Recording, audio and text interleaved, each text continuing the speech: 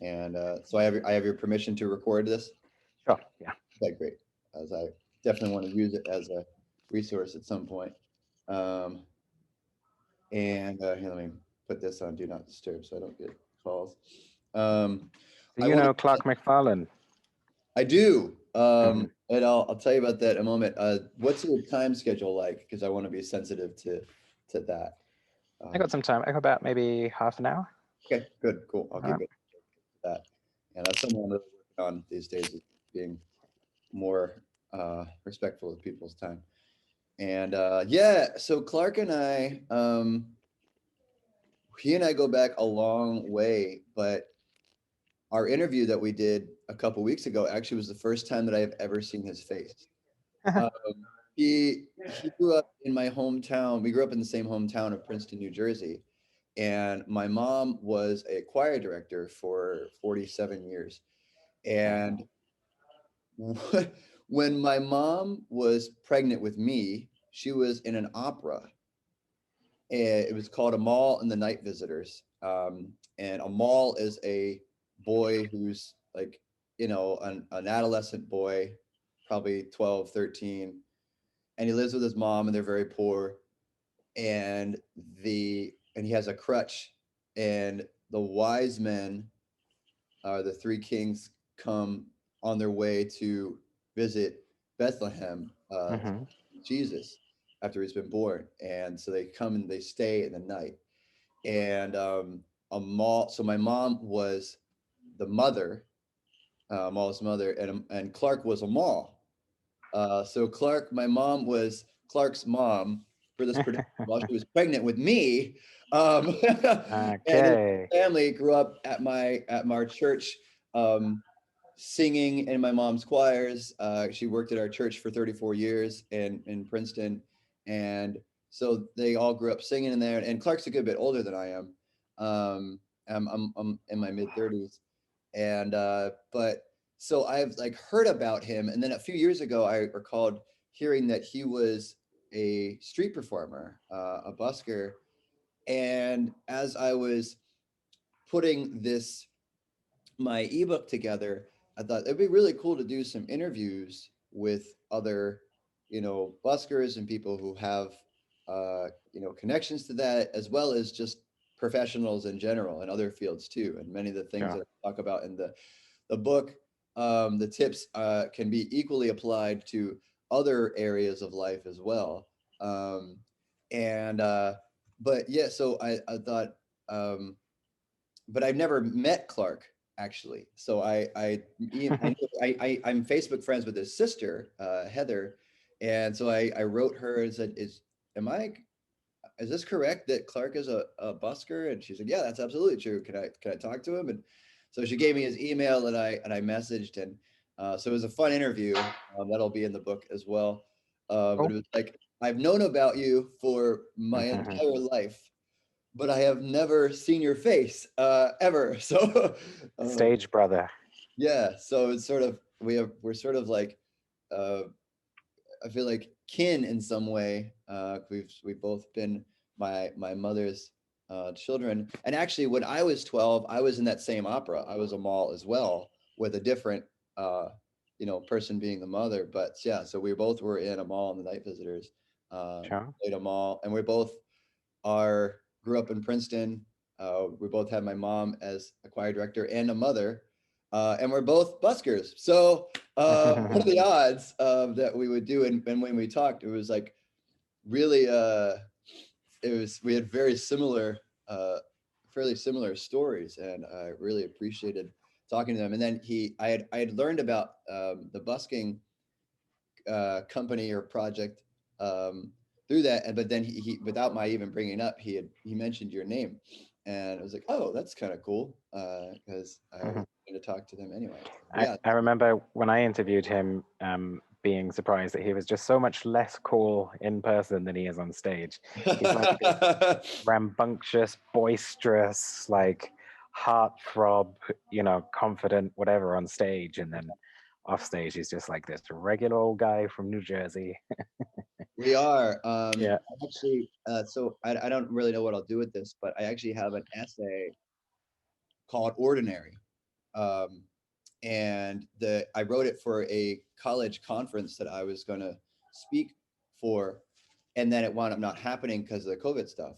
Well, I got it. I didn't know I was going to go to this conference in the first place, so I went in March to it was basically like a college booking conference, and I went and to it, and then as I was sort of leaving it, sort of reflected on that and was like, oh, well, I'll give it this at the next one they have in the fall that they were going to have, and then Hmm. COVID hit, and so it was like, well, guess I'm not guess I'm not giving this speech, but it's about finding the value, the extraordinary in the ordinary. That like there's actually a lot of value in just being ordinary. Like it's totally okay to have a regular job, you know, and a normal like and drive a normal regular car. And you know, it's like there are dreams that are very, very important. And dreams, of course, are very important. Langston Hughes made us very aware of that. Um, but like, what happens if your dreams don't come true? It's like, do you like wind up becoming a bitter and angry person, or do you wind up, you know, readjusting in a lot of ways? And so, That's funny. I just saw a short quote by a guy who was like, "Anybody who tells you to follow your dreams was already rich. yeah, Like, don't have dreams. All you got to do is just knuckle down, become great at what you do, and then, if you go into like becoming a tax accountant or something like that, nobody gets into being a tax accountant because they have a massive passion for that. yeah, But once yeah, you start taking private flights and doing all the interesting things that life throws at you because you've become one of the best people at doing taxes, then you start getting this passion for taxes and start going around and telling everybody you've got to sort of follow your passion. right, Um, yeah, yeah. Well, speaking of passion, so tell me about how the busking project is a busking project. yeah, the Um, Busking Project. Yeah, how that started, where your like how like what the reason was, what the goal, like two or three of the goals are. sure. And yeah, So I'm not a street performer myself, uh, and I suppose this might have had an impact on my life choices or not. But I was pulled out of a crowd when I was about 8 or 10 years old in Covent Garden okay, by a street performer who was spinning footballs, and he span a football on my cool. finger. My parents said what I think all parents believe, which is that I stole the show, according to them. And then I've done a couple of things like I don't know, I was juggling at a park, and people walked past and dropped a Yeah, silver coin in a cup or something, or next to us or something like that. But yeah, no, I'm not a performer. Um, and I moved in with a street performer when I moved to New York. He had a really interesting backstory, and he was quite inspirational, a classically trained violinist, like really talented. He'd performed with the Met and in Carnegie Hall, and in quartets, and he'd done, I think, a master's in performance at Manners College of Music. Um, he was even in the New York Times that did a story on this Chinese immigrant who was like banging at the violin. Um, and he decided one day while doing his studies, so he was walking through the New York subway, and he saw some guy with an accordion, and somebody walked past him and dropped a $5 note into this guy's case. And Chen was like, I'm better than that guy.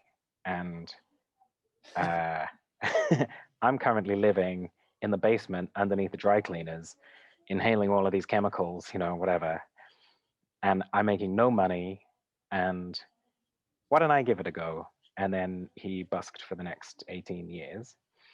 Did very well for himself. He was the most frugal person I've ever met. Like every single night, he ate boiled cabbage and some form of boiled meat. And he washed his clothes in his bathtub right. because he didn't want to pay for a laundrette. He cut his own hair. He wore long-lasting, cheap clothing, um, which sounds like an oxymoron, but the kind of, I don't know, whatever. It looked kind of plasticky. And he was a very meek and humble person, and he used to just play for hours and hours and hours on end um, on the 57th Street F stop in Manhattan. Wow. Saved a ton of money, bought his own apartment, bought a car, Right. went home and visited China and stuff. Like he's, he was, uh, he had a good life plan, shall we say. And now he buys and sells violins. But I went and saw him play a couple of times. And the first time I watched him, there were people who were missing their, like, so on the F stop on 57th Street, there's only one train that goes through, just the F. Right. And if people miss the train in one direction and then miss the train in the other direction, you know that they're just there sitting on the platform to listen to him. I don't know if you've ever been in the subway in New York, but Yeah. it is a horrible place both in the summer and in the winter. Um, and I went to go see him in the summer, and it was humid, and the screeching of the trains on the tracks are awful, and there's rats scurrying around and stuff. But he just completely transformed the space into what's felt like a concert venue, because the ceramic tiles that are on the wall are bouncing the violin back. He had a small amplifier with a backing track, which would play backing pianos. So he would, do violin over the top. And people would hold hands and wipe tears out of their eyes and, finally get onto the train after 45 minutes, looking wistfully back over their shoulder as if like they don't want to leave, they're Right. having such a good time on the subway. Yeah. And yet I saw people spit at him and tell him to get a real job. And, people just assumed he was homeless or a drug addict or, some kind of, you know, filthy job stealing Chinese immigrant, not even trying to, integrate or something, the kind of racist and classist stuff that people think about street performers, especially immigrant street performers. Sure. And I thought it was a real shame because he was a kind of cultural hero to me. Yeah. He's giving away this education that he got, Mm. at the fanciest institutions, and he's basically entertaining a slice of the Manhattan demographics that is like truly representative of the people who live in Manhattan, Right. not if he was performing above ground in one of these concert halls, Right. just the old white and wealthy people who pay for a classical ticket. So I thought he should be lauded for what he did. And yet you see people, because the 57th Street F stop is right beneath Carnegie Hall, like Chen believed he would get a more sort of knowledgeable audience if he performed underneath this historic classical music venue. Um, people would come down and shout bravo and give him roses between songs and stuff, just like they would have done upstairs. Right. But then even his biggest fans would come up to him and say, hey, you know what? You're so good. You should be a professional. Right. And it's like, well, fuck you, dude. Like, I've got a bigger audience than anyone upstairs. I'm Right. making probably just as much money as anyone upstairs. Right. Like, I saw him make $40 playing Claire de Lune one Yeah. time. Like, I'm not saying that he was making $40 a song. He definitely wasn't, but Right. he was comfortably living as a very frugal person Yeah. living in Right. New York City. Anyway, I went on for too long about that, but after that, I started looking into, well, so I was riding my bicycle around Manhattan, and I would take out my little kind of point and click cheap camera, and I was taking videos of street performers and putting them up on YouTube. And then I thought, you know what, this is really interesting. So I made a shitty little website where there was a map, and at the time on Google Maps you could create a point and then embed a video into that point, so people could click around on this map and see the various videos of the street performers that I'd filmed.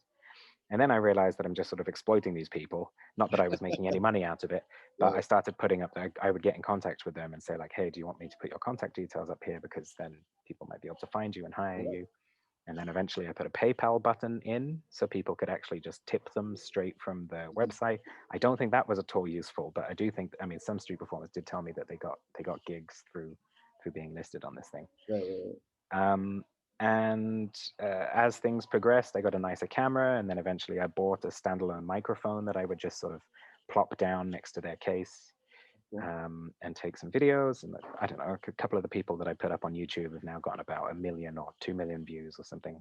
It's not viral, but it's significant enough to have had a beneficial financial impact for them. Absolutely. And then at one point, I was living with my grandmother.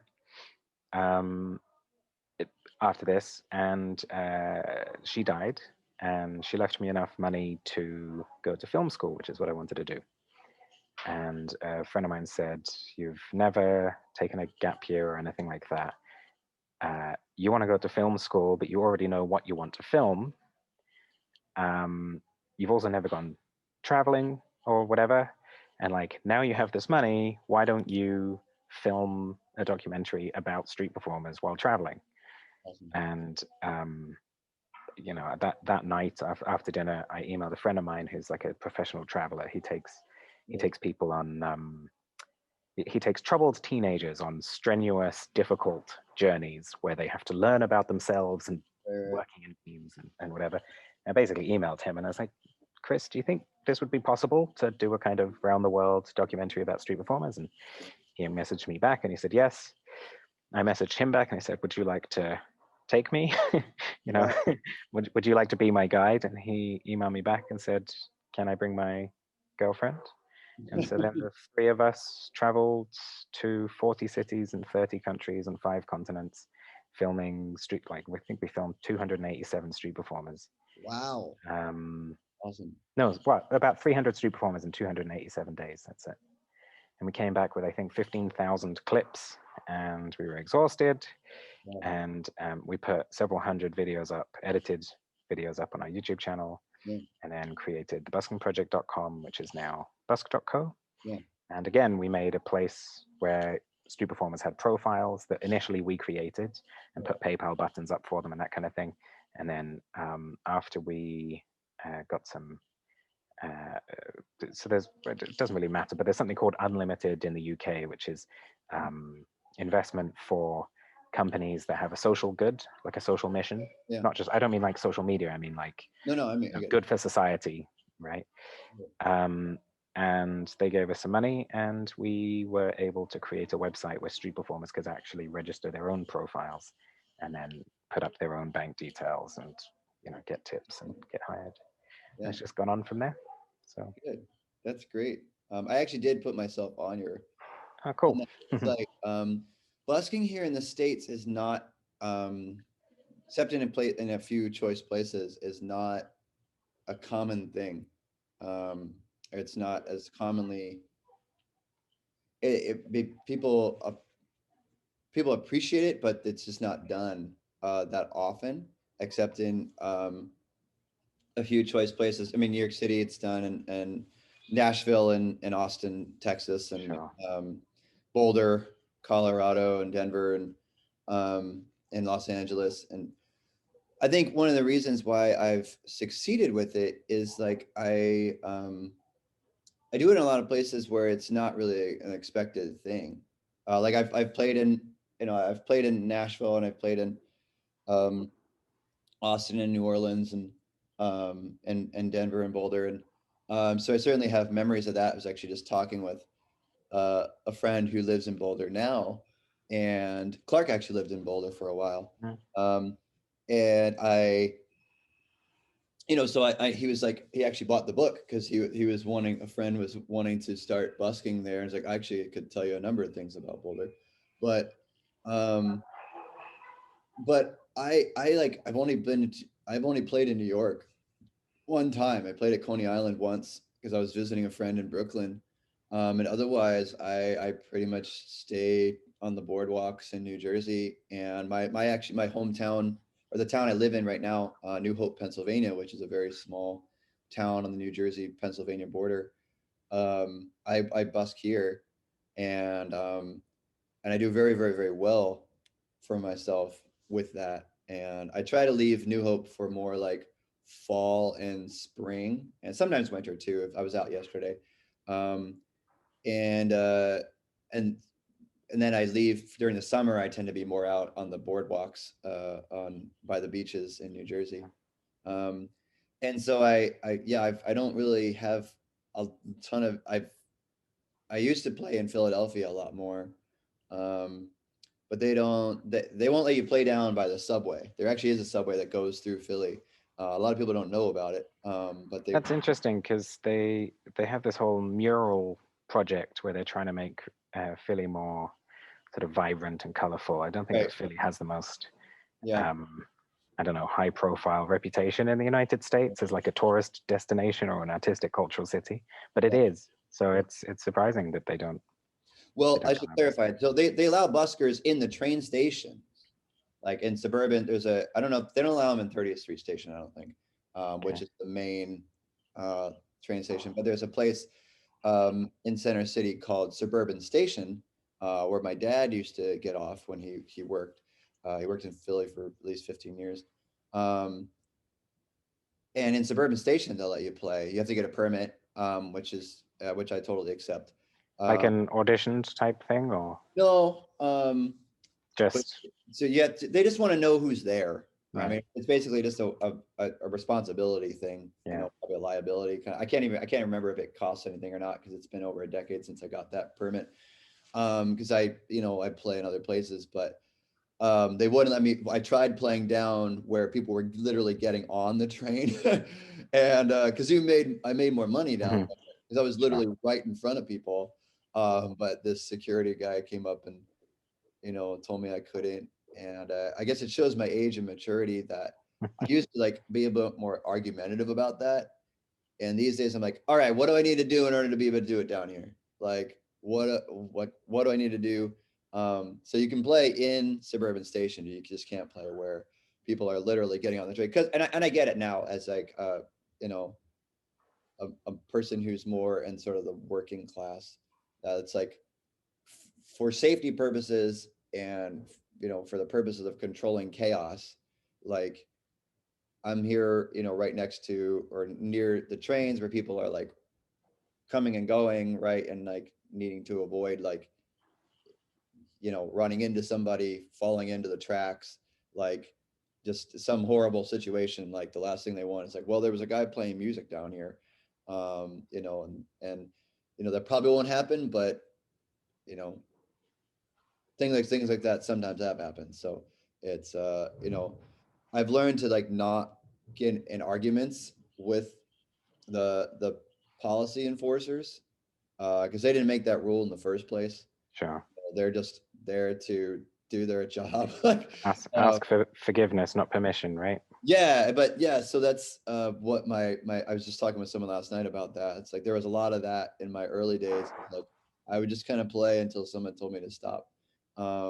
And like but so you can play in Philly. I've sort of been thinking about going back and doing that now, knowing like what I know about busking and how I do it now. And like, my repertoire has certainly developed since then. Like I'm a singing guitarist, but the amount of songs that I can play and the broad, I'm a singing guitarist, but it's like the amount of artists that I know now, and it has expanded significantly.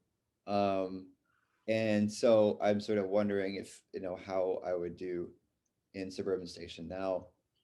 So I might go back there. I haven't checked in a while to see what the story is, but yeah. So their policy, their the main thing for the permit is I think they just they want to know who's there, who's playing, and I can't remember if it costs anything or not. But like I support that. I mean, it's a busy place. There are people coming and going. Like if an incident happens, right? If somebody gets hurt, something happens, like accidents happen. So Yeah. they just I think want to know who's there. It's not like we're keeping track of you.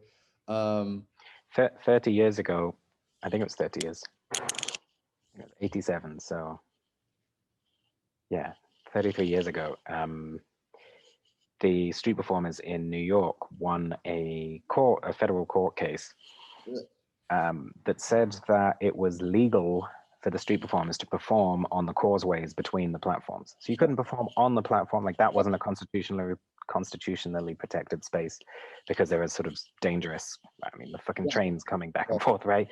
On the causeways in between, you could show there was historical precedent for street performers, people right, creating art on the causeways, right.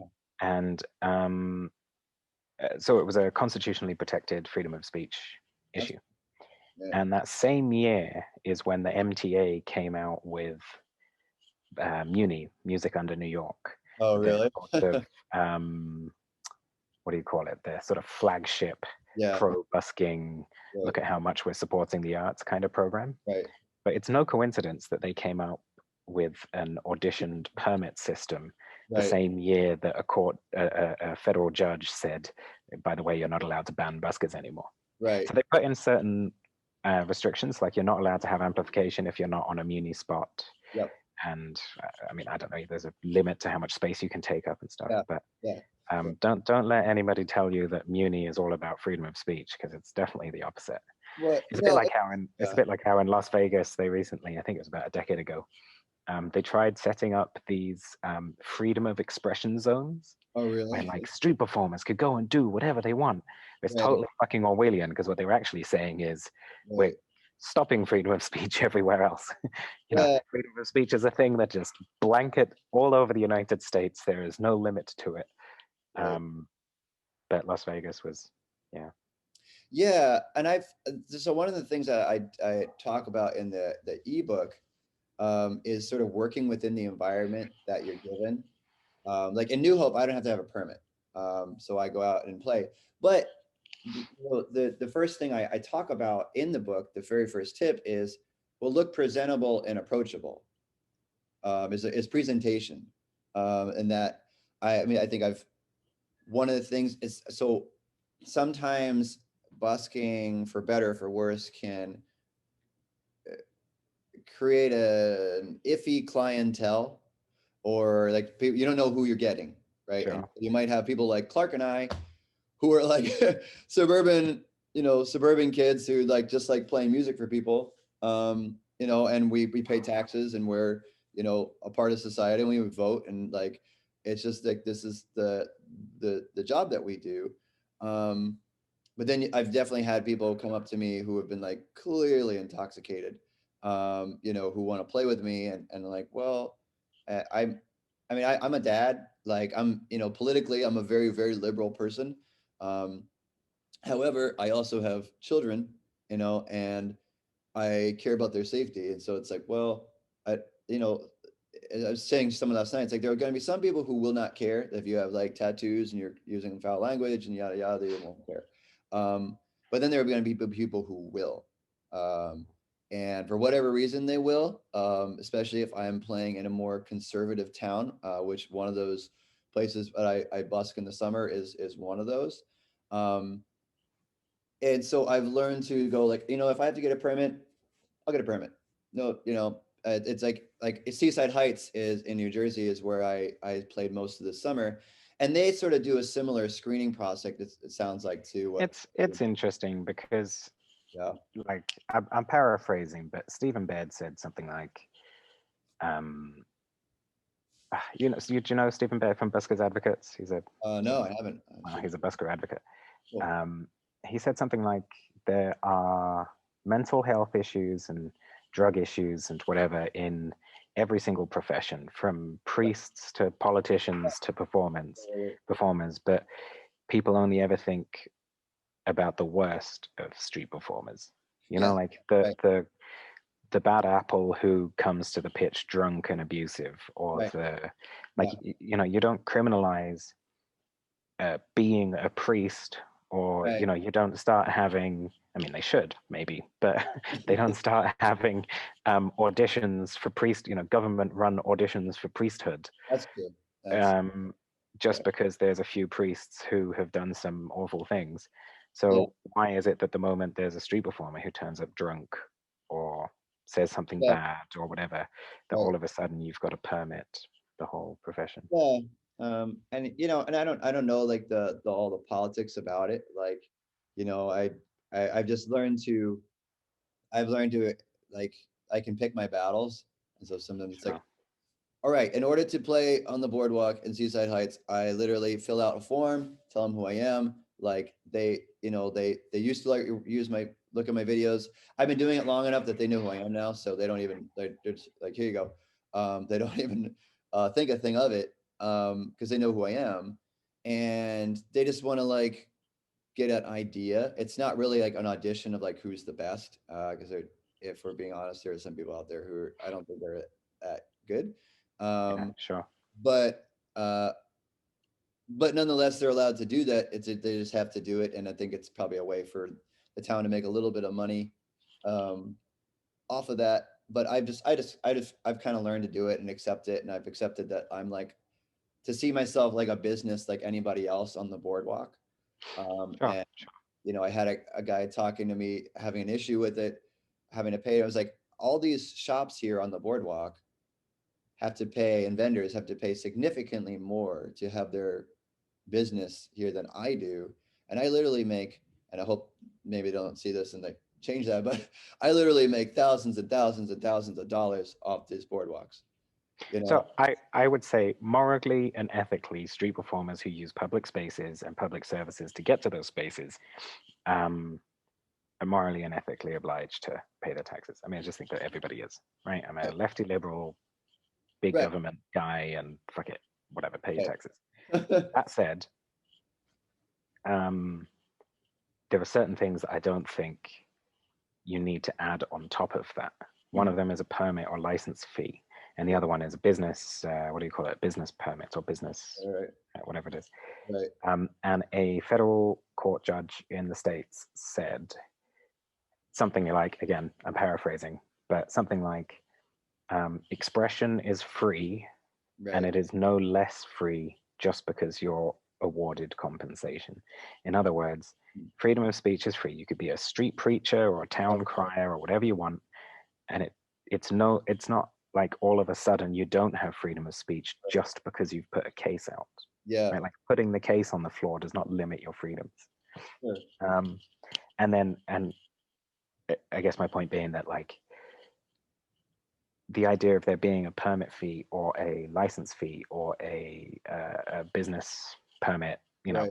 thing that you have to get and pay thousands of dollars for, what they're basically saying is actually you don't have freedom of speech until you've paid this Yeah. money, and you're only paying this money because you're earning money, and then that goes against what this federal judge has said. What's actually interesting about permits is pretty much every time that a permit has been taken to court, federal court in the United States, it's lost on constitutional grounds.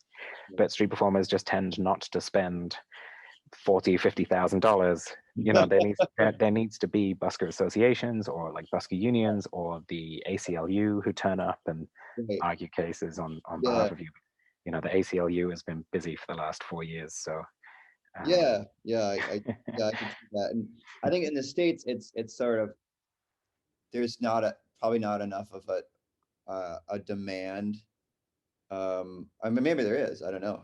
Maybe I should investigate that more. Um, for like, I'm a novelty in most places I go, um, because people aren't used to seeing a busker out doing what I do as often. And well, so, there's so it's a truism that the places that have the most street performers have the most restrictions, yeah, because obviously, you know, unless it's a problem, you don't have to deal with it. But there is a lovely scene in a British film called Hot Fuzz. I don't know if you've heard of it. It's like two cops, British comedians who played two cops who are pretty bad cops, um, who get assigned to work in a small village in the countryside somewhere. And it's like this awful posting out in the distance. And they cut to a scene that's a village meeting, with all of the elders of the village talking. And they're being shown CCTV footage of like the town square. And there's a musician, I think, playing a violin or something. And they're like, God's sake, we have to deal with this busker problem. If we don't get rid of this guy, we're going to be knee deep in jugglers by Christmas or something. right, right, right, right, right. Yeah, that is a truism. I think it's probably just a thing in the United States, and with it is what it is. Yeah. So but the way that I've managed to do that has been, I literally will go to a city hall and say like, hey, this is what I do, and my name's Ben. I'm Ben the street musician, Benjamin Bailey Johnson, and like I make a living as a busker, a street musician, and I'd like to be able to do that, but I also want to be respectful and valuable to, you know, Sure, society. sure. So what do I need to do in order to do that?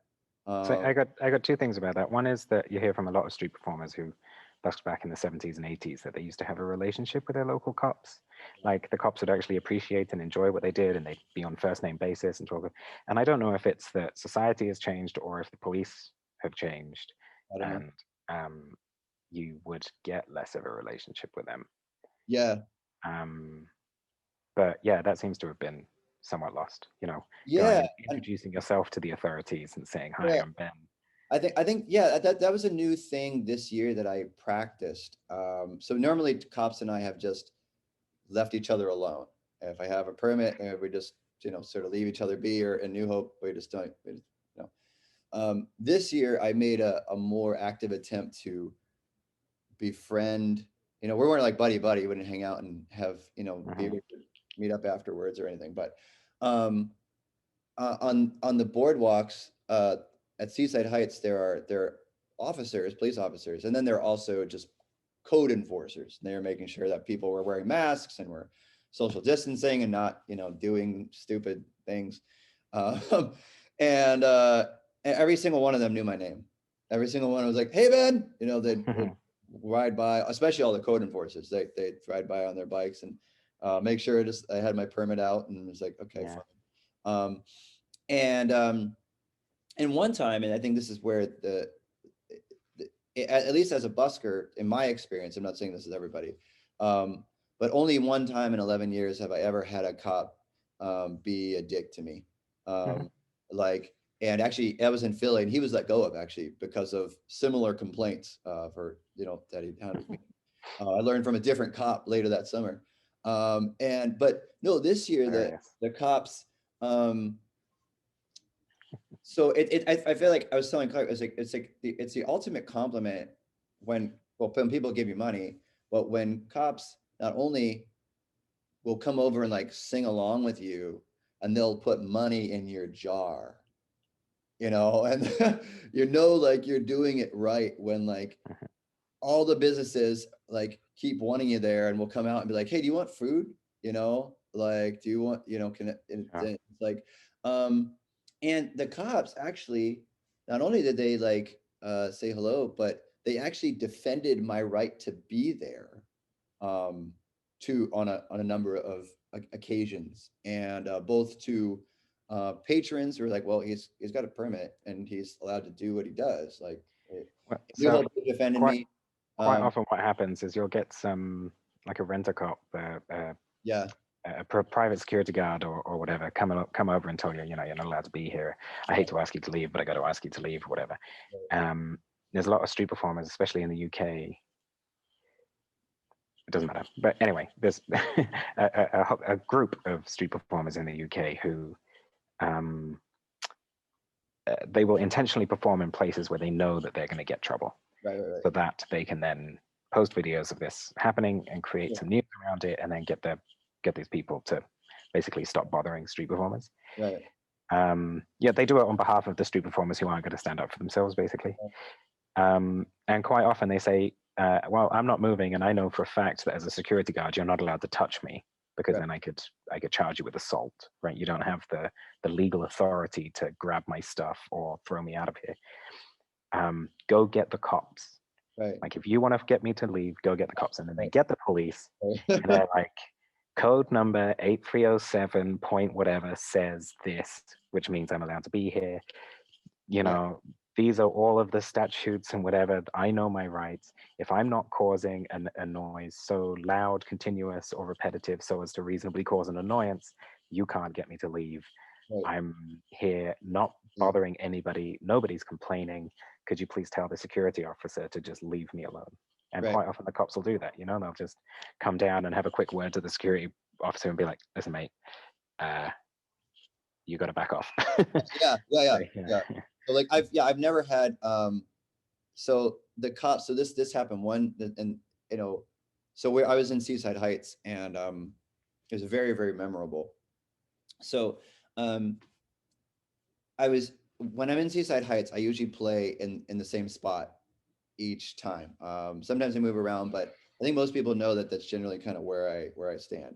And it's not like a you better, give me my Hmm. spot. If someone else is there, I'll just move somewhere else. But usually I'm across from this restaurant called Jimbo's, and it's a good solid distance so that like people sitting out front can hear me, but people inside, like there's music loud enough that they're not hearing me all day, every day. And I always tell whatever business I'm in front of, I was like, by the way, if you ever need me to move or anything, you just let me know. Like, we'll move. Like, you need anything from me, this is who I am. Again, I'm Ben. Like, and we'll move. So, but I was playing, and every Saturday night, there was like this group of street preachers that would come on the boardwalk and evangelize about Hmm. um, repentance and stuff like that. And full disclosure, I'm a Christian. I've grown up in church my whole life. Like am absolutely a Christian. But I have a different approach. You're like And down with the message, just not with the method. yeah, I mean, I do. I mean, I was in youth ministry for, for over a decade, working with children and youth in churches. So I have, um, but so I don't, they weren't just preaching, they were using a megaphone. So, and they were literally like 10 feet or less from where I'm standing. Yeah. And they were like, "Rah, rah, rah, rah, rah, rah, rah, rah," like, and I literally sort of stood there looking at it. I'm like, really? Mm. Like, Yeah, really? And, in you my limited experience, the preachers just don't give a shit. some of them do. As much as I don't really agree with the approach of street evangelism. Generally, I don't have issues with other persons doing that. Um, I think there's so but I mean I'm vastly overgeneralizing here, but yeah, I think there is a certain type of person who wants to yell, "You're all going to hell" in the street through a megaphone. yeah, And I think probably their street sermons differ quite a lot. I'm assuming from, I mean, I don't go to church, but so from the indoor ones, I can't imagine it's all gays are bad, yeah. No, we're not. whatever. And Yeah, yeah. Um, I'm so I so think there's a kind of person who does take to street preaching, and maybe they're going to be the ones who care just a little bit less that they're interrupting a street performer's show yeah. in order Well, to they get the didn't, message and out there. I'll tell you what happened with that. So I'm sort of looking at them like, "Hmm, and anyway, so I was like, I'm gonna mind my business. I'm just gonna keep playing. I'm just gonna keep singing, even though they're jabbering, right in my ear and everybody else's ear. But the restaurant right across was like, they were getting a lot of complaints because of these evangelists who were just, you know, and the restaurant asked them to stop several times. They were like, well, we have free speech and yada, yada, yada. So they were advocating for that. And the cops were telling them to stop. And finally, they looked at me, and some of them they were standing next to me, just kind of watching. And I said, "Am I good to keep? Do I need to stop?" And he was like, "No, you're good. Just keep on playing, man. You sound great." You know. In um, in and then in he said, yeah. "Sorry." And then he said, actually, to the street preachers, they finally got him to leave. They turned and went, "Well, this guy who's playing music here has a permit, and he paid money to the city and got a permit from the city to be here, and you are violating his right to be here and his space." He was here first, and he's usually here, and the ordinance says that you have to Uh, move. I don't like any of that logic though. So I don't like paying for the right to have more rights in a space. I paid for my permit, therefore I get to. It's like a if it's not private land, like I don't think it should matter if somebody has a permit or not. Like yeah, I get that. I think there's a certain amount of protectionism, in some places where street performers have. I'm not saying you, and I'm not saying in that situation, but there are some cities where there's a lot of competition for busking real estate, let's call it. Okay. And if there's a permit with a limited number of slots each year given Right. out, then the street performers who get that permit have less competition for Yeah. those slots. Normally, this happens on private land, not public land. Right. But yeah, like I hear you. You've paid for your permit. This is your spot. Like, I get the mentality, but I just think, Right. uh, It's you know, it's probably weird. public land, Yeah. anybody can. Do you know, like, busking's been around for centuries, right? Yeah. And in 19th century London, there were barrel organs every 20 feet down the pavement, and they made a cacophony so bad that even Florence Nightingale that was talking about just like the importance of peace and quiet, and people seriously believed that the noise of London would make you ill, and there were people who were quoted in debates in the House of Lords at the time as Right. being sort of infirm people with a weak disposition who were literally dying because of the street performers making the noise outside. That's how bad the noise was. I'm not saying that the arguments were sound, but that's the kind of condition it was in. Everybody's stepping on each other's toes. But what was also happening at the time is you had horse and carts, going down the cobbled streets, making a massive ruckus. You Right. had news readers, because obviously there was quite high illiteracy in the early 19th century, and what newspapers would come out, and just like in America, your newspapers used to be written in prose back in the days of Benjamin Franklin. Actually, Benjamin Franklin used to sing newspapers from a soapbox Yeah. in Boston. So there would be people reading town criers. There would be your hawkers, your Right. fishmongers, your just everything, shoeshine boys, everything. And it was a massive cacophony of noise, and everybody was basically fighting with each other for the attention of everybody around them. Yeah. And laws started to change to say that it was not. It used to be thought of as the sound of a city, just sort of like a part of having a city was this kind of sound. It got it started being described as noise instead of sound. Basically, this kind of background din that Yeah. didn't deserve to be, Yeah. and this was basically coincided with there being a rising middle class that owned property, and they had doors and windows, and they had more esoteric pursuits like Yeah. writing, literature, prose, painting, philosophy, that kind of stuff that they were doing at home. And they found it very difficult to concentrate with all the noise going around in the city. And Right. instead of moving out of the cities, they started passing laws to say, you guys need to chill the Right. fuck down outside, because I'm trying to write and you're messing with, and I'm a property owner, and I Right. pay my taxes and I pay my property taxes, and I'm a Yeah. upstanding member of society, and you lot outside, you're not. Right. I think that there is one line further along that, which is, I'm a street performer who has a license and a permit, Right. and this is my pitch, and you are not, and you can move along. You know Right. what I mean? Well, Like, my I my have more right to be here than you do because of just the money that I'm giving right, to right, the right, street. right, right, right. And I think my only point is that because I've had cops, like people have occasionally complained about me in New Hope, and they've literally been like, "Well, it's New Hope.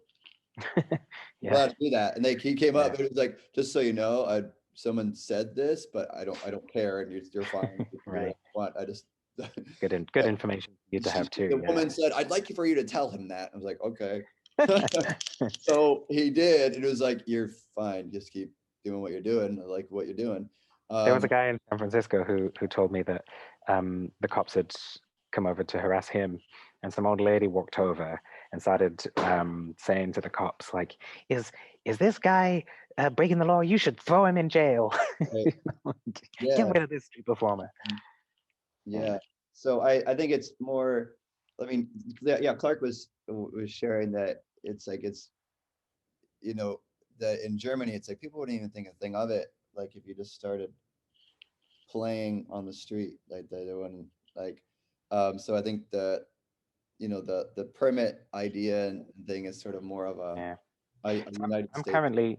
currently in Berlin, and I've been working with some people called Berlin Street Music, and they were set up to protect street performance in Mauer Park. I don't know if you've heard of it, but Mauer Park is a kind of, let's call it a hippie park, Yeah. like people come and smoke and drink and hang out and listen to music and whatever there. It's an Yeah. awesome atmosphere. During the summer, it's full of wildflowers and long grasses. So you sit up on the banks of this hill and watch the sun go down and Yeah. just sort of whatever, chill.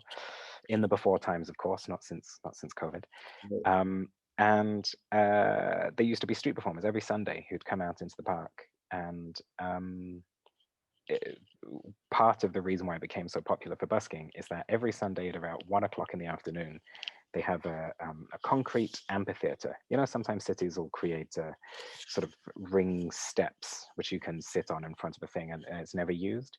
Yeah. There was a guy who just started using this space every Sunday. He'd bring a little sound system down that he'd wheel over on his bicycle, and then he had a microphone, and people could sing karaoke songs into it.